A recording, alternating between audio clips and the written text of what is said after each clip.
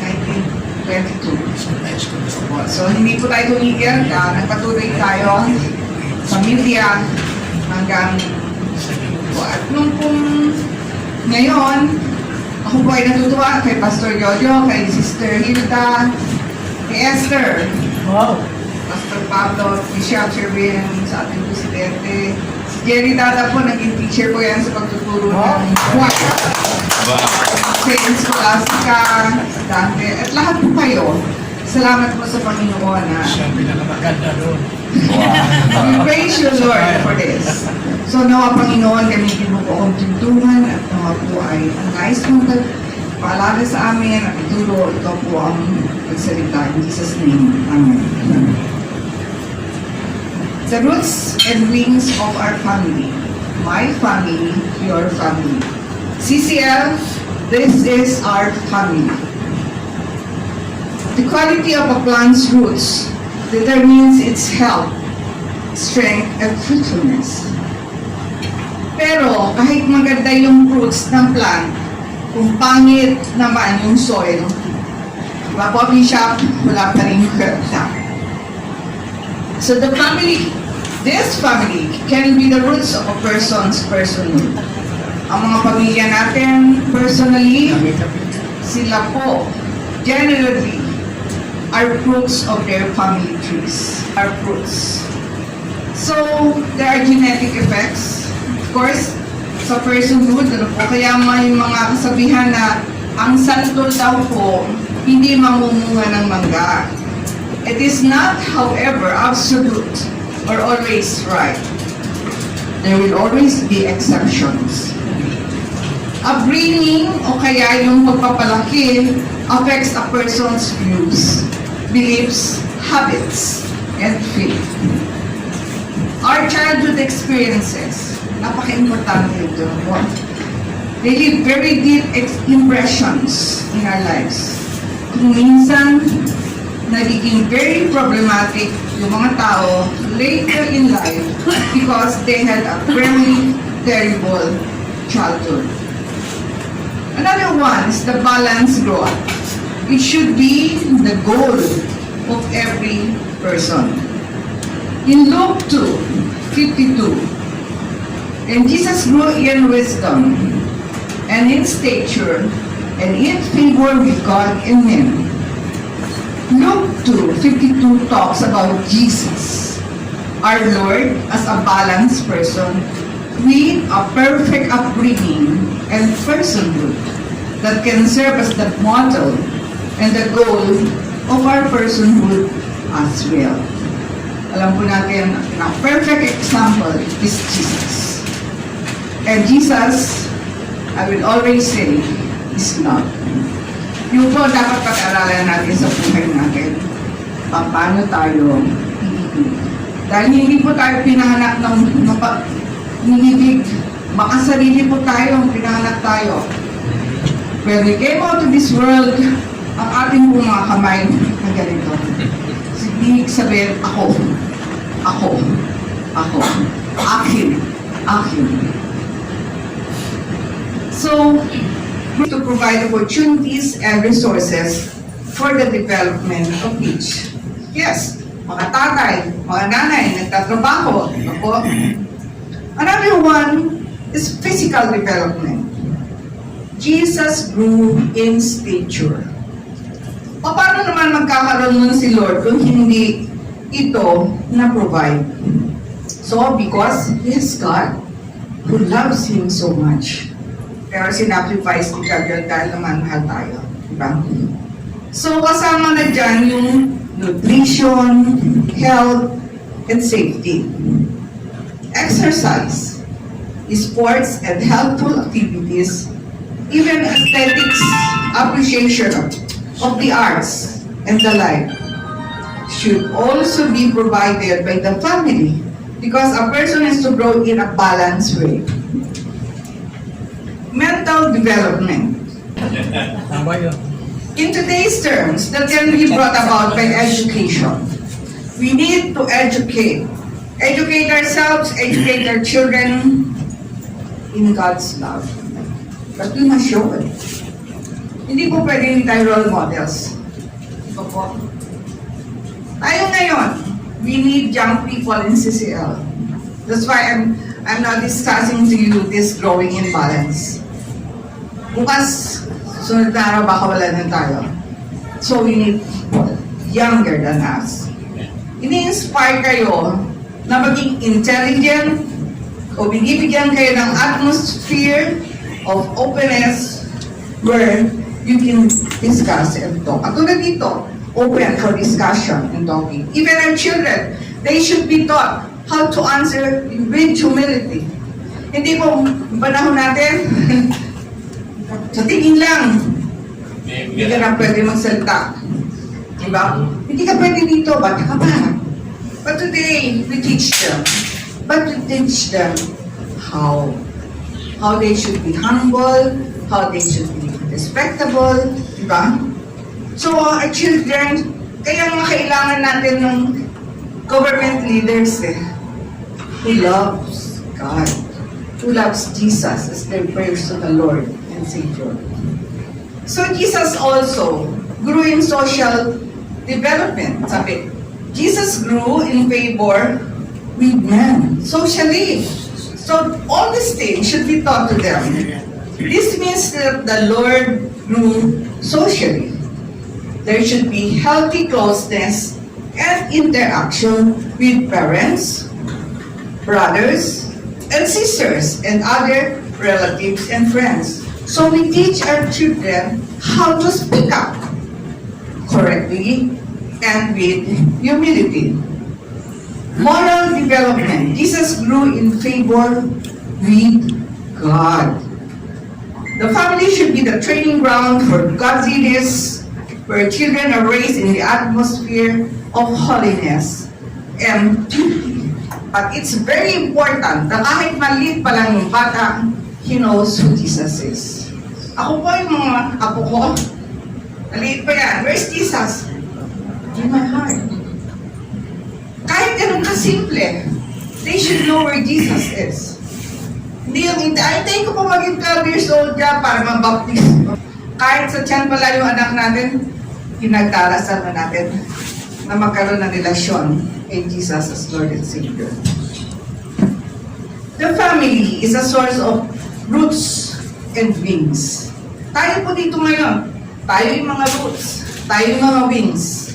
How else can the family give roots and wings to our personhood? One, healthy and timely weaning. Comes a time na inihihiwalay ng nanay yung bata sa pag-breastfeeding. Sa pagdede, di ba po? Kasi it will not be good for both the mother and the child na pag malaki na tumudodo pa rin. Pero ngayon daw po ang good dodo is up to mga 6 years old. So, pero after that, hindi na po. Di ba po? Kailangan hinihintay din sa takdang panahon. Tayo yun mo, sabi sa Ecclesiastes, there is a time for everything. Di ba po? Hindi laging inaalagaan at ini-spoil ang isang tao hanggang lumaki dahil walang mangyayari sa kanya. Mahalaga yung tinuturuan mo ng responsibility ang bawat isa sa atin. Hindi lang po mga bata, kahit dito, pag nag-organize tayo, tuturuan din natin yung responsibility ang ating mga officers. Hindi pwedeng officer ka nga, yabang mga officer ko dito. Wala akong ginagawa. Sabi nga po kanina ni Pastor Jodo, kinakailangan natin ng young people. But where are the young people? Si Jolo lang ba? So, another one is discipline. Ito ang sabi ng Biblia tungkol sa disiplina. Sabi po sa Proverbs 29:15, the rod and the fruit give wisdom, but a mother is disgraced by a neglected child. So, kung wala pong pag-aalaga sa isang bata, kulang at kulang tayo. Diba po? Yun daw, palo na nakakapag-correct.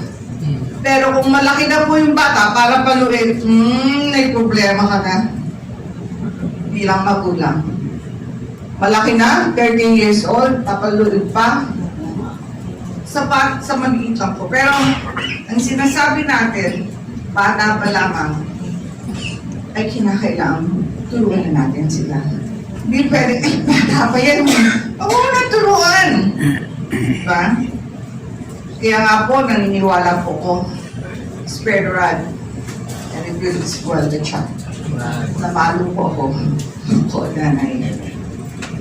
Pero hindi ganun palong pang-fiskal. We need to teach our children, kaya kita pinalo. Mahal kita. Mahal ka ni Jesus. Ayaw niya yung ginawa. Ayaw ko yung ginawa. Grounded ka, pwede po natin hindi lang palo, i-grounded o face the wall, o mga ganon, para po maturuan natin ang mga bata. Provision.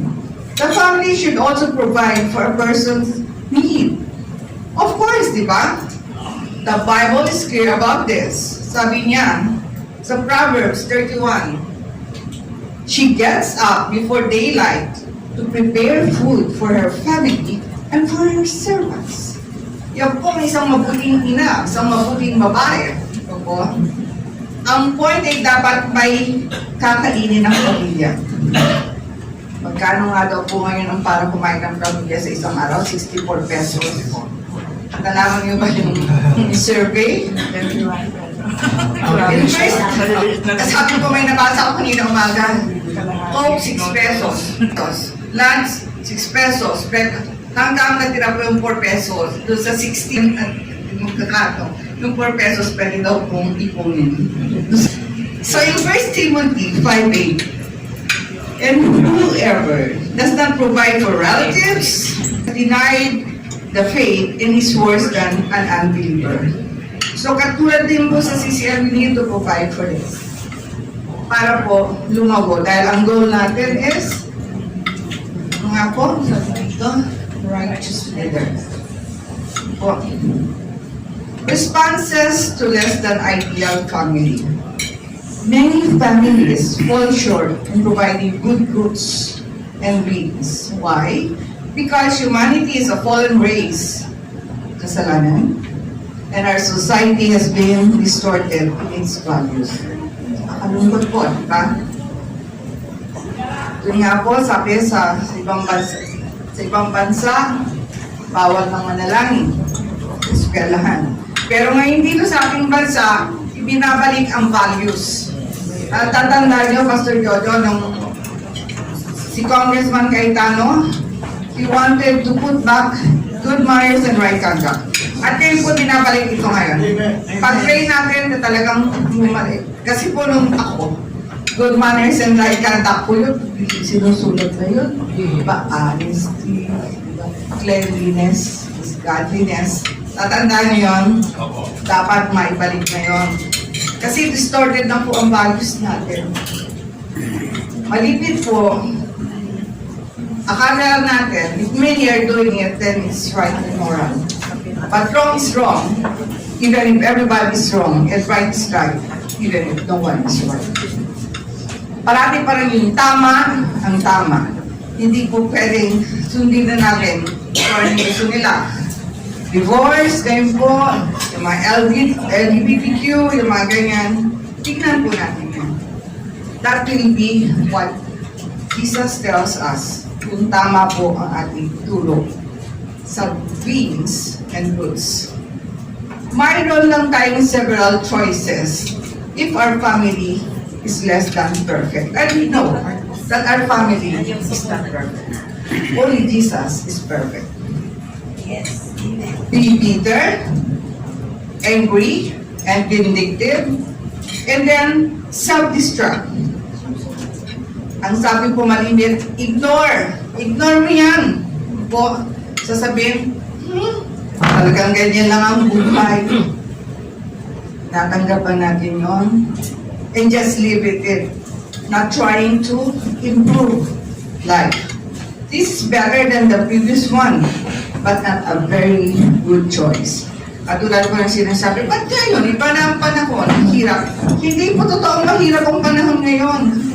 Nung ako nagigib tayo ng tubig, Ngayon, kaya tayo nag-iigib. Noon, nag-iigib pa tayo ng halan. Ngayon po, may sermon na. Dati no, pumupunta pa ako sa Kapitolyo para tumawag lang. Ngayon, nandito na. So, we don't compare. We just thank God. Pero kapag tinanggap mo na lang yung mga negative things in life, at least hindi ka siguro bitter, pero gano'n na lang, at wala nang mangyayari sa iyo. So we need to do something. Step by step, lahat po tayo dito, we can improve ourselves, our family, and even our country. But we need to start from ourselves. We need to transcend family shortcomings and grow better roots and wings. Kung ano ang kulang ng magulang ninyo sa inyo, ay responsibilidad nyo sa sarili nyo na ipuno. Huwag natin sinisisi mga magulang natin. Wala namang eskwelahan sa parenthood eh. Kasi kapag pinayagan nyo na yung kulang nila, maging kulang nyo ang buong buhay, kayo ang lugi. Kayo ang talo. So how do we transcend family shortcomings? Forgive. Amen? Forgive. There are two parties that you have to forgive. The first party is those who have failed or wronged you, lalong-lalo na yung mga magulang. Meron po tayong malilinig na kasi ang nanay ko ganito eh. We have to forgive our parents. And the second party, what we must forgive is ourselves. Hindi natin alam, kaya rin pala forgive yourself. But of course, you can also do that when you have already received the forgiveness of the Lord Jesus Christ. We will only learn how to forgive and to love if we have Jesus in our hearts. And we have a relationship with Him. Get all the good things that you can get. Enjoy. Sabi nga po, minimize pain, maximize pleasure, and do the best good. And then after you have sought forgiveness from the Lord, after you have forgiven others and yourself, then it's high time to get to all the good things that you can get. We were wonderfully made. So we need to enjoy. Gusto po lang sa lupa. Sabi nga po sa ating ama namin, kaharian dito sa lupa. So, hindi natin kailangan tayo yung kaharian sa langit. When we have peace, when we are happy, because of Jesus, ay kaharian na dito sa lupa. Improve on your weaknesses, on our weaknesses. Reverse the situation.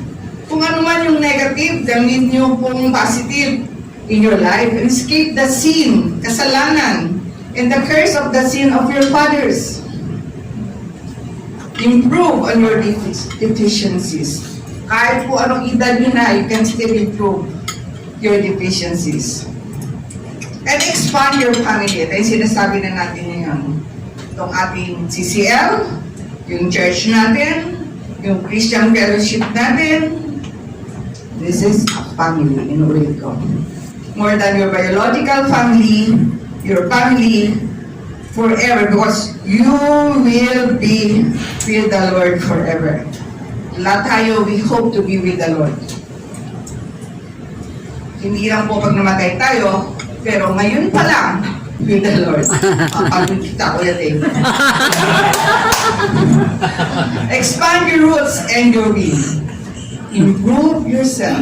Physically, nag-exercise pa ba tayo mga kapatid? Yes. Hindi nga kapatid, ikaw ay 60 na, abang. Tanda na ako. No. Dapat you still be the young person.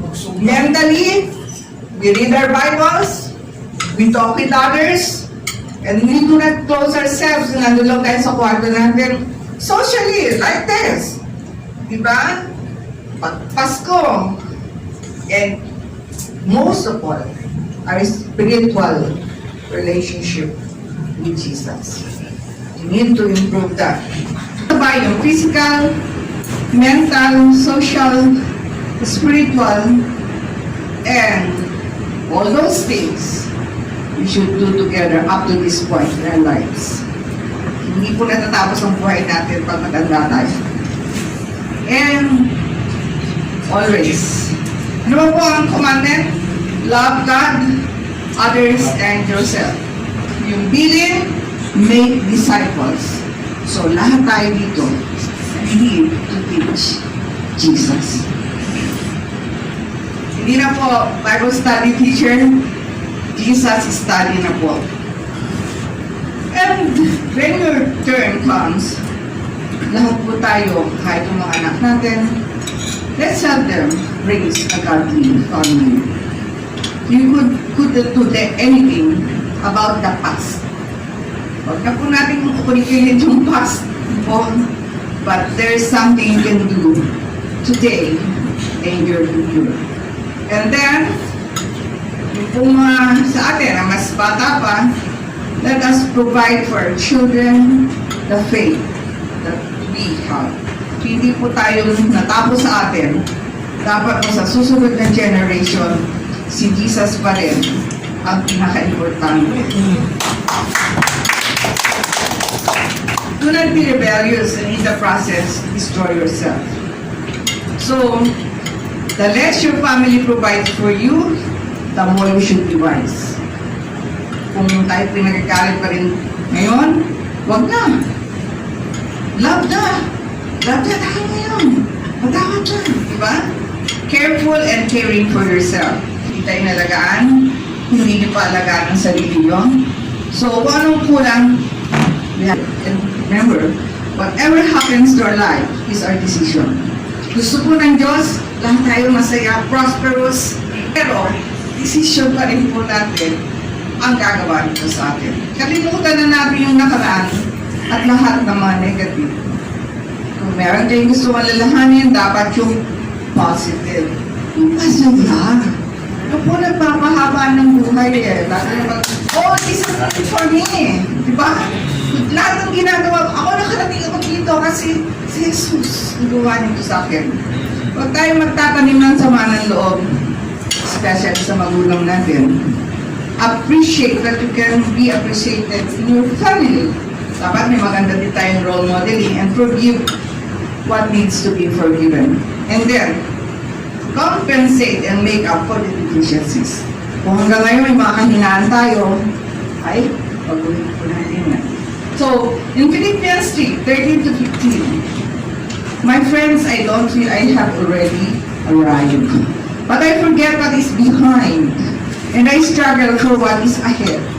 I run toward the goal, so I can win the prize of being called to heaven.